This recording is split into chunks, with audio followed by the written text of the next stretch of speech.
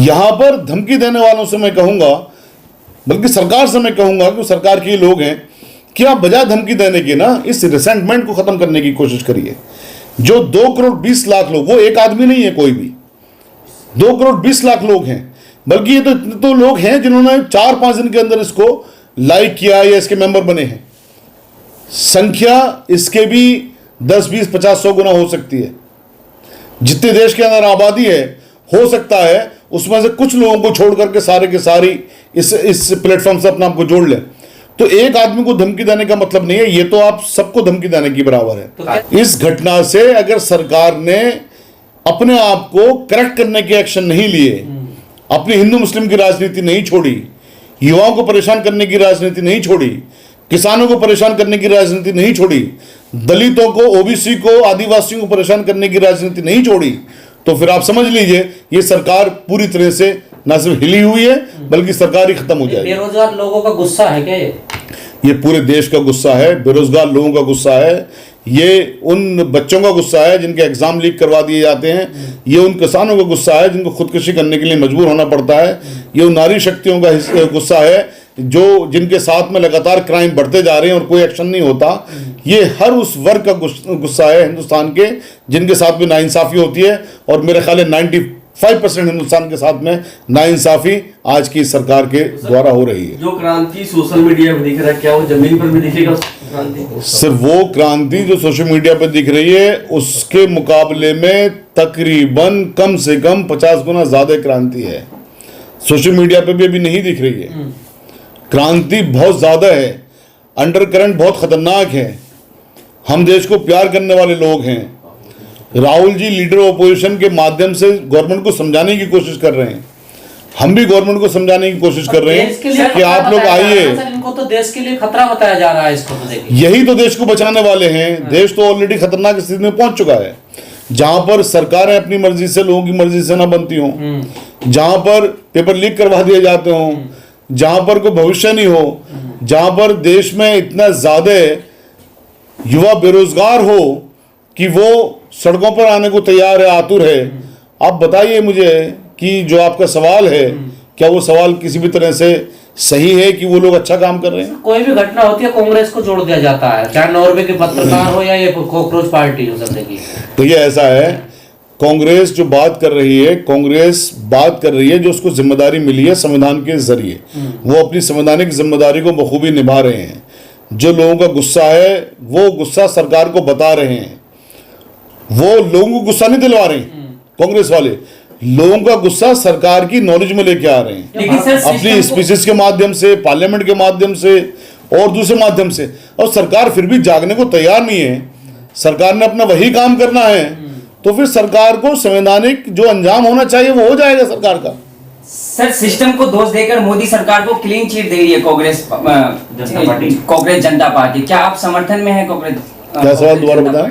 क्या सिस्टम को दोष देकर मोदी सरकार को क्लीन चिट दे रही है ये पार्टी? सिस्टम किसका है? सिस्टम किसके हाथ में है बताइए ना आप, सिस्टम किसके हाथ में है? सिस्टम सिर्फ और सिर्फ मोदी जी के हाथ में है, भारतीय जनता पार्टी की सरकार है। सिस्टम क्या होता है? अगर आप सिस्टम को दोष दे रहे हो तो मोदी जी को आप क्लीन चिट कैसे दे सकते हो, या सरकार को कैसे आप क्लीन चिट दे सकते हो? भाई सिस्टम को अलग चीज थोड़ी नहीं है। देश सिर्फ 3 ही तो अंग हैं देश के, एक तो विधायिका, एक न्यायपालिका, एक कार्यपालिका। आप कार्यपालिका को क्लीन चिट दे रहे हो, कार्यपालिका को आप दोषी दे रहे हो, दोषी करार कर रहे हो, और आप सरकार को कह रहे हो कि सब सरकार तो दोष मुक्त है। तो सरकार ही तो कार्यपालिका है, यह कौन सी बात हुई? इसलिए मैं कह रहा हूं कि जिस भी आदमी ने शुरू की है उस आदमी का बेसिकली उसका पीछे से क्या उसकी सेटिंग्स हैं, उसका अस्तित्व क्या है, या उसके बैकग्राउंड क्या है, बिना वो जाने हुए भी युवा, सारे का सारा युवा, 2 करोड़ 20 लाख युवा उस प्लेटफॉर्म पे आ गया। लेकिन अगर इस तरह की वो बातें करेंगे, इसका मतलब ये है कि वो उन युवाओं को भी बेचने की कोशिश करेंगे, क्योंकि सरकार और कार्यपालिका अलग नहीं है, सरकार और सिस्टम अलग नहीं है, सरकार और सिस्टम एक ही बात है। बेरोजगार लोग परेशान हैं, पेपर लीक हो रहा है, लेकिन सरकार का वही पुराना लाभ, नमाज सड़कों पर नहीं पढ़ोगे, कुर्बानी नहीं करोगे, सरकार अपनी बांसुरी बजाने में लगी हुई है कि नीरो बांसुरी बजा रहा है, देश में कुछ भी हो रहा है। तो सरकार दरअसल यही सोचती है कि ध्रुवीकरण की राजनीति के जरिए वो अपनी सरकार बना लेते हैं और उससे लोग खुश होते हैं। थोड़े से लोग 5-10% लोग ज़रूर हैं जो खुश होते होंगे, लेकिन जो बड़ा वर्ग है तकरीबन 85 से 90% लोग वो सरकार से खुश नहीं है किसी भी तरह से, और सरकार से ना सरकार की नीतियों से खुश हैं, ना ध्रुवीकरण को लोग पसंद करते हैं। देखिए मेरा ऑफिस जिस एरिया में है तमाम के तमाम यहाँ पर सब लोग हिंदू रहते हैं। मैं जो बातें करता हूँ आज तक मेरे पास में कोई भी ऐसा हिंदू नहीं आया जो मुझे तारीफ नहीं करता हो या मुझसे नाराज हो। इसका मतलब यह है कि तमाम हिंदू इस बात के पक्ष में हैं कि देश में गंगा जमनी तहजीब की बात होनी चाहिए, देश में एकता की बात होनी चाहिए। लेकिन जो मोदी जी करते हैं या उनकी जो सरकार करती हैं ध्रुवीकरण की राजनीति, उसको लोग पसंद नहीं करते। उसका नतीजा आप उसके लिए मिसाल आपके सामने है कि कॉकरोच जब कहा गया तो लोग बिना धर्म के, उसमें कोई धर्म की वो बाध्यता है ही नहीं है कि साहब खाली उसके अंदर हिंदू लोग आएंगे या खाली मुसलमान आएंगे या खाली दलित आएंगे, जो भी लोग हैं वो सब के सब एकजुट होकर हैं। तो ये शो करता है कि सरकार के खिलाफ, सरकार की नीतियों को लोग पसंद नहीं करते। सरकार अगर इलेक्शन चुरा करके या सिस्टम को कंप्रोमाइज करके या सिस्टम को हैक करके अगर सरकार ये सोचती है कि लोग खुश हैं तो लोग खुश नहीं हैं। ये आपके सामने उसका एग्जाम्पल है। मौलाना अरशद मदनी का बयान आया है कि गाय को राष्ट्र पशु घोषित कर देना चाहिए। नहीं, हमने 2012 में जंतर मंतर पर प्रदर्शन किया था और मांग करी थी कि गाय को राष्ट्रीय पशु घोषित कर देना चाहिए, और उसके पीछे जो रीज़न हमारा था वो रीज़न आज भी हमारा वही है। मैं आपके सामने से बता देता हूँ कि हमारा कुरान हमें कमांड करता है कि किसी के मज़हब को आप बुरा मत कहिए, किसी के भी आप भगवानों को बुरा मत कहिए। तो जब गाय को एक बड़ा वर्ग, हिंदुओं का एक बड़ा वर्ग माता मानता है, उससे धार्मिक भावनाएं जुड़ी हुई हैं, तो गाय को क्यों काटना है? और बहुत से जानवर हैं तो उसको मत काटिए आप। और उसको ना काटने के लिए सरकार से हमने गुजारिश इसलिए की कि देश में खाली ये उत्तर प्रदेश और बिहार या थोड़े से और जो हैं दिल्ली, यही नहीं है, देश में बहुत सारे स्टेट्स हैं जहाँ पर गाय को काटना अपराध नहीं है, जहाँ पर गाय के गोश्त खाने के लिए लोग बिल्कुल पूरी तरह से वो रहते हैं कि उनके मंत्री पद में भी, मंत्रिमंडल में भी कई लोग हैं जो ओपनली कहते हैं हम गाय को खाते हैं। अभी आसाम के चीफ मिनिस्टर साहब ने भी बड़े बयान दिए उस पर। तो गाय को जब हमारे हिंदू भाइयों का एक मत है कि माता मानते हैं, उनके धर्म की उनका जो धार्मिक भावनाएं जुड़ी हुई हैं, तो फिर बाकी देश के हिस्सों में वो आहत क्यों हो? वो पूरे देश के अंदर बैन करनी चाहिए, पूरे देश के अंदर। इसीलिए हमने कहा जब गाय इसको राष्ट्रीय पशु घोषित कर दिया जाएगा, जैसे और बहुत सारी चीजें हैं, तो फिर इसका कोई वध नहीं कर पाएगा। अरे वकील साहब ये बताइए कि गाय को सिर्फ काटना जो है वो गुनाह है या फिर काटने के लिए बेचना भी गुनाह है? देखिए, काटने के लिए कटेगी कैसे? जब तक गाय बिकेगी नहीं तो काटने के लिए। जब गाय काटने के लिए बिकेगी तो वो भी तो गुनाह है, बिल्कुल गुनाह है। तो इसलिए जो लोग बेच रहे हैं वो भी गुनहगार हैं। जब गाय की बलि या गाय की कुर्बानी या गाय का कटन पूरी तरह से इलीगल है, गैर कानूनी है, आपराधिक है, तो गाय को इसलिए बेचना भी गैर कानूनी है। तो हिंदू भी अपराधी है इसके साथ साथ। जो भी गाय का ये कारोबार करते हैं, गाय को बेचने का कारोबार करते हैं, उनकी कटान के लिए, उनकी बलि के लिए, उनके वध के लिए, वो सब समान रूप से रेस्पॉन्सिबल हैं, समान रूप से वो क्रिमिनल ऑफेंस के लिए लायबल हैं। सभी को समान रूप से सजा होनी चाहिए। ये बंगाल में जिस तरीके से गाय को बेचने के लिए तमाम हिंदू परिवार के लोग और जब मार्केट में आ रहे मुसलमानों से आग्रह कर रहे हैं कि हमारी गाय खरीद ले, मुसलमानों ने कह दिया कि हम गाय और गोवंश बाइकआउट कर दिया कि नहीं। ये मुसलमानों की काबिल तारीफ बात है कि उन्होंने बिल्कुल इस बात के लिए बहिष्कार कर दिया कि हम गायों का वध नहीं करेंगे, गायों को नहीं काटेंगे। अब जो लोग वहाँ बेचने आ रहे हैं उनके खिलाफ एक्शन होनी चाहिए कि भाई आप गाय को बेच क्यों रहे हो। लेकिन इसका एक दूसरा पहलू ये है कि जिन लोगों ने गायों को, चूंकि बंगाल के अंदर गाय बैन नहीं थी, जिन लोगों को गाय को पूरे साल पाला या कई साल से उनको तैयारी की कि साहब ईद के मौके पर हम बेचेंगे, उनकी आजीविका उससे जुड़ी हुई, उनका सब कुछ उससे जुड़ा हुआ, तो उनको भी तो सरकार कंपनसेट करे, क्योंकि सरकार ने अभी वहाँ पर बैन किया है। जहाँ तक मुसलमानों की बात है, मुसलमानों की ये बात बिल्कुल काबिल तारीफ है कि उन्होंने हिंदू भावनाओं का ख्याल करते हुए बिल्कुल मना कर दिया। भावनाओं का ख्याल रख रहे हैं मुसलमान या डर गए हैं फिर सरकार से? देखिए, मुसलमान तो सर किसी से भी नहीं डरता, क्योंकि मुसलमान का अपना मानना यह है कि एक बार मरना है, और मुसलमान के लिए चूंकि बहुत सारी कमांड्स हैं कुरान के अंदर, इस्लाम के अंदर, उसमें सबसे बड़ी कमांडों में से एक कमांड यह है कि दूसरे के धर्म को आप आहत ना करिए। आप तो दूसरे के देरी धर्म करते को, मुसलमान बता रहा हूँ, दूसरे के धर्म को आप बुरा मत कहिए। अगर हम दूसरे के धर्म को बुरा नहीं कहते हैं तो उसको आप डर से जोड़ेंगे या हमारे इस कमांड से जोड़ेंगे जो हम मानते हैं। दूसरी कमांड क्या है? अपनी ज़मीन को आप मोहब्बत करिए, अपनी ज़मीन के लिए जान दे दीजिए।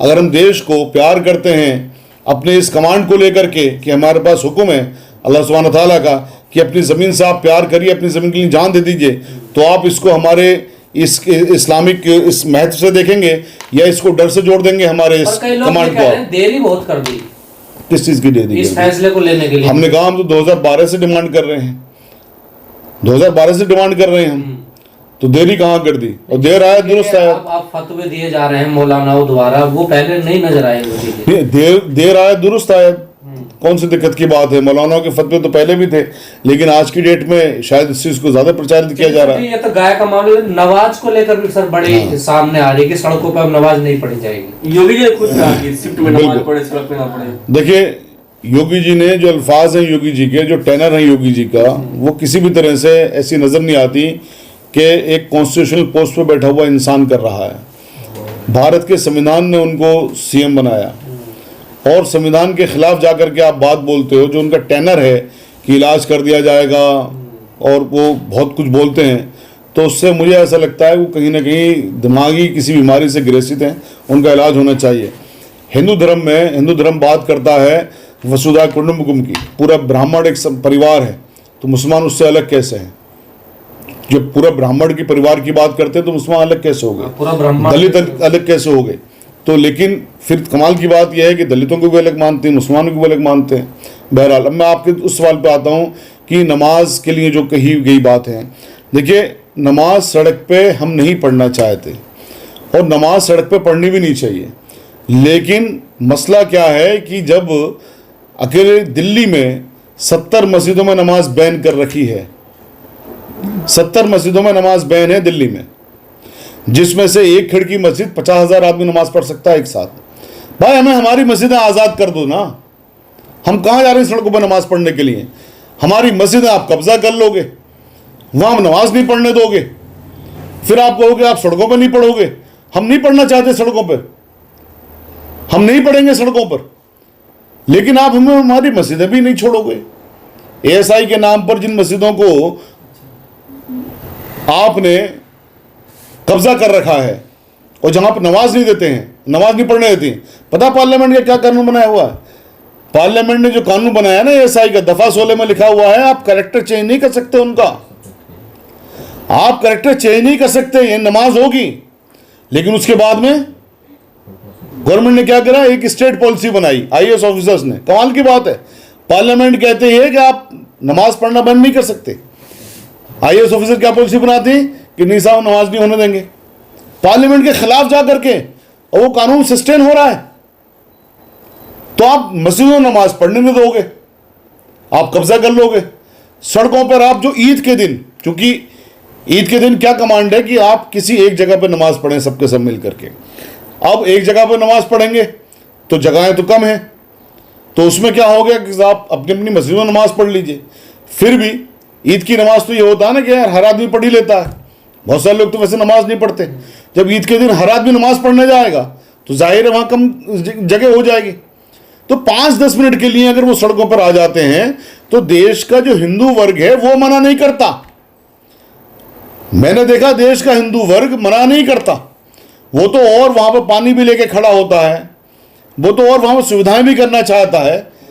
लेकिन सरकार में जो लोग आज डेट में बैठे हुए हैं वो सिर्फ इस बात पर कि हमने मुसलमानों को अजियत पहुंचाएंगे तो उनका जो वोट है थोड़ा सा, वो 10% जो लोग हैं वो खुश होंगे, सिर्फ उनको खुश करने के लिए इस तरह के बयान दिए जाते हैं।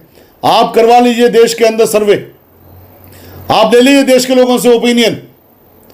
मैं दावे के साथ कह रहा हूं, अगर 90% लोग यानी देश के लोग अगर इस बात के लिए ना कह दें कि उन्हें कोई आपत्ति नहीं है कि ईद के दिन और जुमे के दिन नमाज पढ़ने अगर 5-10 मिनट के लिए मुसलमान सड़कों पर, कोई आपत्ति नहीं होगी, बिल्कुल वो इंतजाम करेंगे, तो आप ये जेल के अंदर डलवा दीजिए, 90% लोग कहेंगे। लेकिन सरकार क्या करती है कि साहब हम नमाज नहीं पढ़ने देंगे आपको सड़कों पर। हम कह रहे हैं हम नमाज किसी हालत में सड़कों पर नहीं पढ़ना चाहते, बिल्कुल नहीं पढ़ना चाहते, लेकिन हमें हमारी मस्जिदों में कम से कम आज़ाद कर दो। दूसरी बात यह कि मुसलमान ही तो खाली इस देश में नहीं रहते, और भी धर्म के लोग रहते हैं ना। हिम्मत लेके आइए योगी जी, एक अल्फाज जरा निकाल के दिखाइए कांवड़ियों के खिलाफ, एक अल्फाज जरा निकाल के दिखाइए शोभा यात्राओं के खिलाफ, वो भी सड़कों पे होती है। लेकिन हम ये चाहते हैं कि शोभा यात्राएं भी हों, कांवड़ भी निकलें, आप और फैसिलिटीज दीजिए सबके लिए। ये देश सबका देश है। इसका मतलब ये नहीं है कि आप सिर्फ मुसलमानों को आपके तमाम कानून लागू होंगे, बाकी के खिलाफ आपके कानून लागू नहीं होंगे। वकील साहब जो आप कह रहे हैं ये एसआई वाला, ये तो एसआई की मस्जिद है, ये कहाँ से कब्जा हो गई? एएसआई की मस्जिदें, एएसआई बेसिकली क्या है आपको समझने की ज़रूरत है। आर्कियोलॉजिकल सर्वे ऑफ इंडिया जो मस्जिदें थी जो ऐतिहासिक महत्व की, सरकार कहती है कि साहब फलां मस्जिद का ऐतिहासिक महत्व है, उसको एएसआई ने टेक ओवर कर लिया। उसके लिए कानून बनाया पार्लियामेंट ने कि जिन भी मस्जिदों को एएसआई टेक ओवर करेगी उनका करैक्टर चेंज नहीं होगा। मस्जिद या कुछ और दरगाहें, खानकाहें, कब्रिस्तान जो भी हैं, उनका करैक्टर चेंज नहीं होगा। मस्जिद का करैक्टर क्या होता है मुझे बताओ जरा सा, आप ये बताओ क्या होता है मस्जिद का करैक्टर? मस्जिद में आदमी क्यों जाता है? नमाज पढ़ने जाता है। जब करैक्टर चेंज नहीं हो सकता, पार्लियामेंट ने कानून बनाया, और आपने जिन भी मस्जिदों को आपने टेक ओवर किया वहां आप नमाज नहीं होने दोगे, तो आपने कब्जा कर लिया ना मस्जिदों पर, पार्लियामेंट के खिलाफ जा करके। कमाल की बात है। और ये बात मैं हवा में नहीं कह रहा हूं, खिड़की मस्जिद का हमने केस फाइल किया था हाई कोर्ट के अंदर, और हाई कोर्ट में जब हमने ये प्रोविजन पढ़ के सुनाया, ऑनरेबल कोर्ट ने हमारी बात को माना, भारत की सरकार को डायरेक्शन दी, लेकिन भारत की सरकार ने उस पर भी कोई एक्शन नहीं लिया कि साहब हमने एक, सरकार कहती है स्टेट पॉलिसी बनाई है। पॉलिसी कौन बनाता है? IAS officer. और वो क्या कहते हैं? हम सब नमाज नहीं होने देंगे इन मस्जिदों के अंदर। कमाल की बात है साहब। हमारे देश में पार्लियामेंट सबसे बड़ी, हम तो ये सुनते हुए आए हैं, संविधान भी यही कहता है।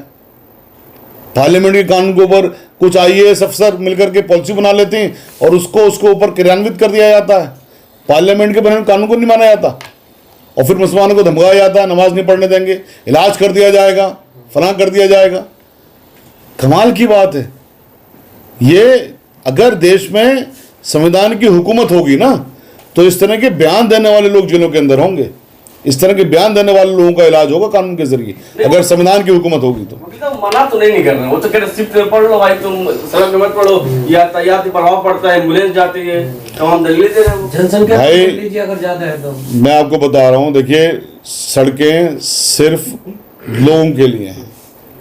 जो भी योगी जी की बात है, सारी बातें ठीक है यहाँ तक, एम्बुलेंस के लिए हैं, डॉक्टर्स मरीजों के लिए हैं, कामगारों के लिए, कोई इशू नहीं है यहाँ तक, हम मानते हैं बिल्कुल।